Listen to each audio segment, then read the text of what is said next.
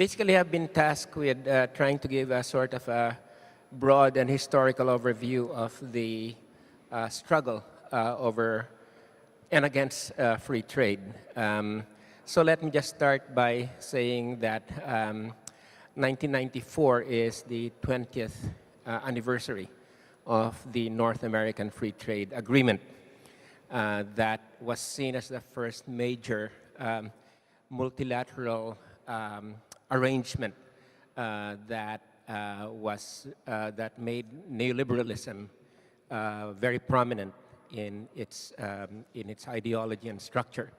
1994, incidentally, also marked the birth of the Zapatista movement in Mexico that said, in fact, that it was a movement that was also partly triggered by the NAFTA, the coming together of NAFTA.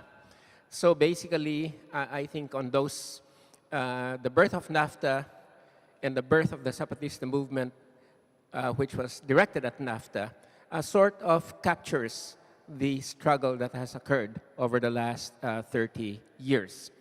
But even before NAFTA took place, trade liberalization was already pretty much part of the push that the World Bank and the IMF made in trying to transform the economies of the South during the late 70s, 1980s, and 1990s via structural adjustment. Structural adjustment was a policy of thorough economic transformation that was imposed on over 90 developing and what they called transition economies in Eastern Europe, which was pretty much followed the same formula of deregulation, privatization, and of course, trade liberalization. So NAFTA was part of a grand scheme that was pushed by the Clinton administration in the 1990s. And aside from NAFTA as a major multilateral arrangement, the Clinton administration was also pushing the Free Trade Agreement of the Americas, which was an enlarged NAFTA that would go from Alaska all the way down to Patagonia. The Clinton administration was also pushing APEC, the Asia-Pacific Economic Cooperation. And of course, its major project was to push through the World Trade Organization in alliance with the European Union. Well, let me just say that people's struggles that was pushed through their governments in Latin America killed the Free Trade Agreement of the Americas in Miami in 2003. And that was a major victory against neoliberalism. APEC was, incidentally, it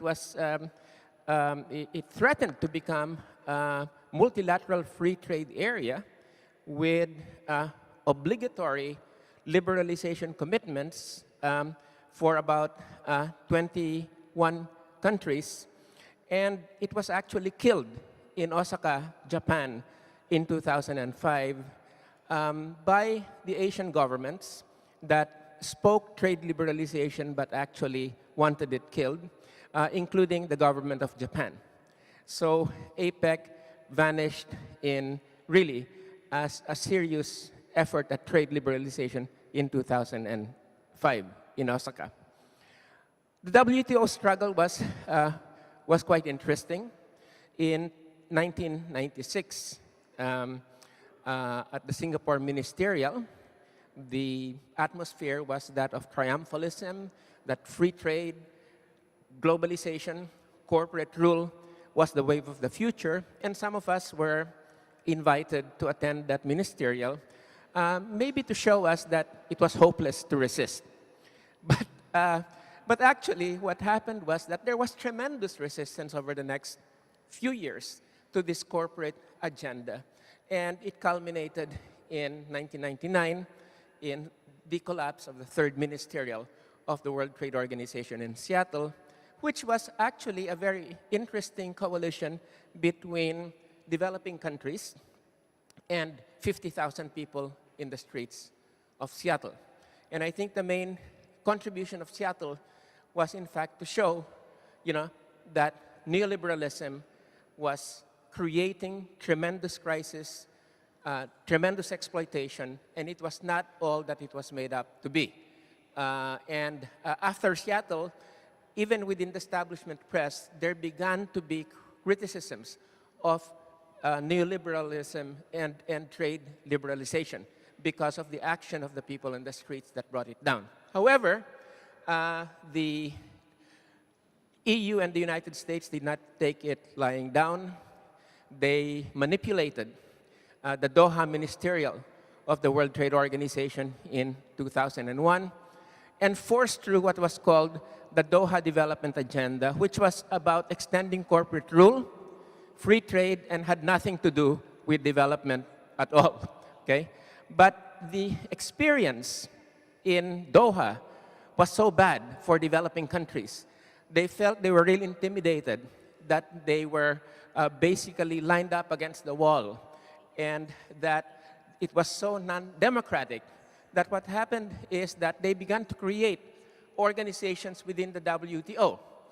The group of 20, which was led by India and Brazil, and we brought in China as well as the South Africa. The group of 33, which was led by Indonesia and the Philippines, which basically tried to stop trade liberalization because it was killing small farmers. And the group of 90, which was a big coalition that was pushing against the EU agenda to include investment, government procurement, competition policy, and trade facilitation within the ambit of the WTO. So the idea, therefore, was to make this super body, the WTO super body, that would rule not only on trade, but in investment, competition policy, government procurement, you name it, okay? And the showdown took place in Cancun in 2003, and the developing countries led the walkout in Cancun, and that led to the collapse of the fifth ministerial of the World Trade Organization. And that collapse paralyzed the WTO for the next, might as well, it could be a decade, or so. There was, however, a meeting last year in Bali, which was really what people saw was a last-ditch attempt to save the WTO, okay? And this time around, a number of developing countries, like Brazil, for instance, were sort of fronting an effort to try to save the WTO. Maybe the reasons for that we can take up later on.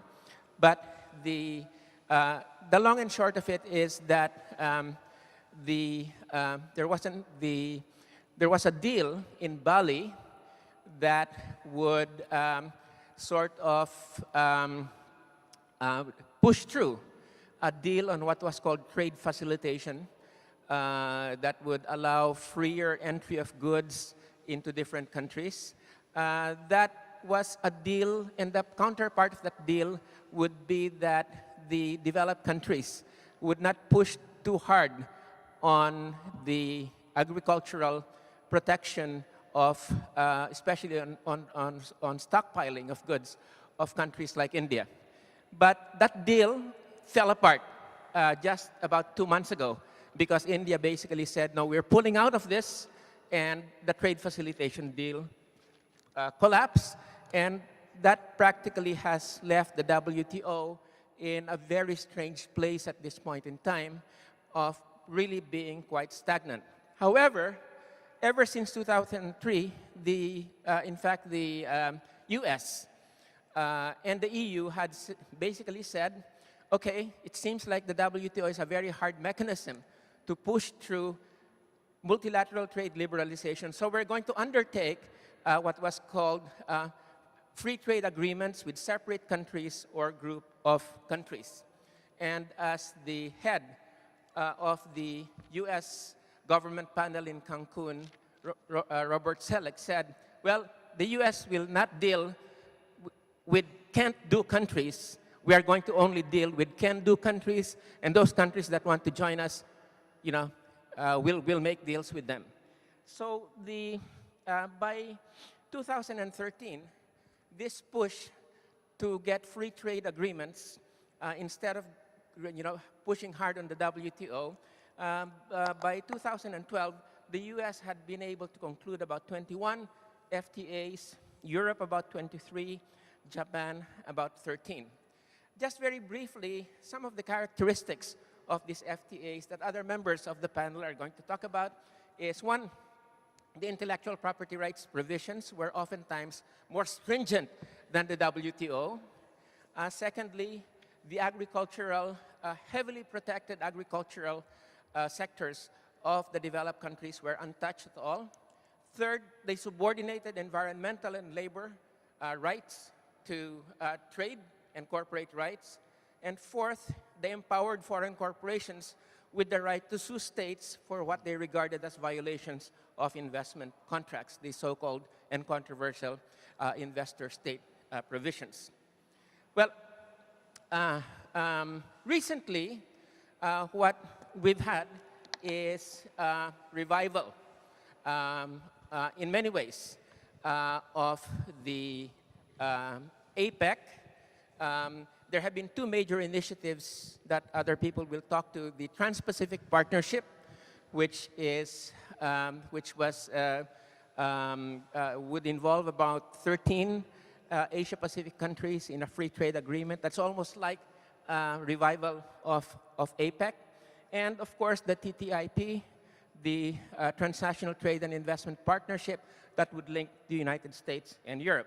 And I would just like to take a bit of, not very much time to just underline that one of the characteristics of these two, the TTIP and the TPP, is the very, very dark and non-transparent way they're being negotiated. In fact, they're being negotiated in secret because, as Ron Kirk, the former US trade negotiator, said, if people knew what was in them, they would not support, they would oppose these trade agreements.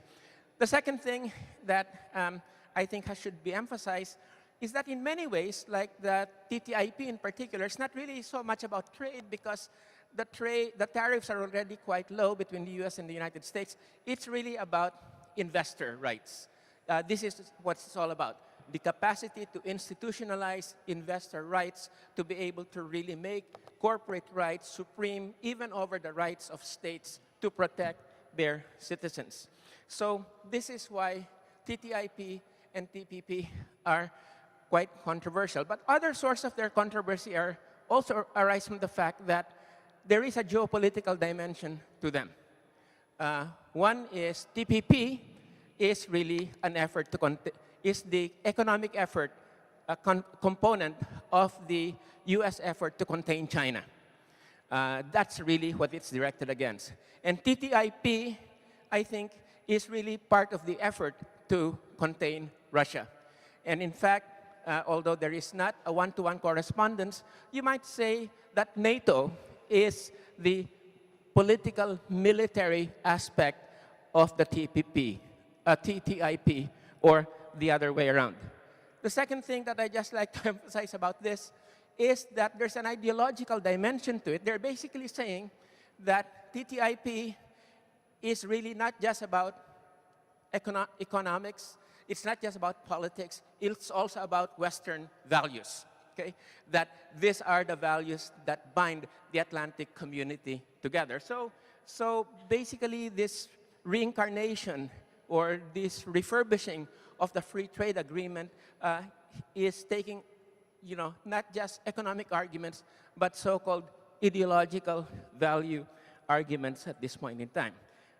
The only thing I would just like to end with is that in the face of this resurgence of the neoliberal project, because, in fact, we thought that neoliberalism had been thoroughly discredited by the financial crisis. No, it's very resilient, and it's re-emerging, not only in financial rules, but in the trade struggle. The last thing that I would just like to say, therefore, is that we really need very, very strong, focused alternatives at this point in time. And I would just like to cite at least 3 or 4 things about the alternatives. One is that let's get beyond, in our alternatives, let's get beyond trade. Because if we focus it on trade, we sort of are focused on a battleground that is not really ours. We really need to make the whole issue one of the integrity of economies. You know, that the whole point is we must resubordinate trade and the market to society. That's what Polanyi said, and that's what our movement is all about. The second thing is that there are things that have appeared, like ALBA in Latin America, that have made the integrity of the economy and development the centerpiece of things rather than trade, and we must really look to those alternatives even as we try to move beyond them and, in fact, to expand the reach of their values and their reach. And thirdly, especially for developing countries, it is very important to move away from what, in many ways, the development model that has accompanied corporate free trade, which is export-oriented development, which was pushed by the World Bank, the IMF, and the WTO. So these are just some elements of the sort of paradigm that we really need to be able to reformulate to to fight neoliberalism. Because what neoliberalism is very much like a vampire, okay? It doesn't really die, okay? It gets defeated now and then, but we always have to make sure that we have the stake to push through its heart in its different reincarnations. So with that, let me just end and pass it on to the other panelists. Thank you. Thank you, Walden, for that wonderful overview.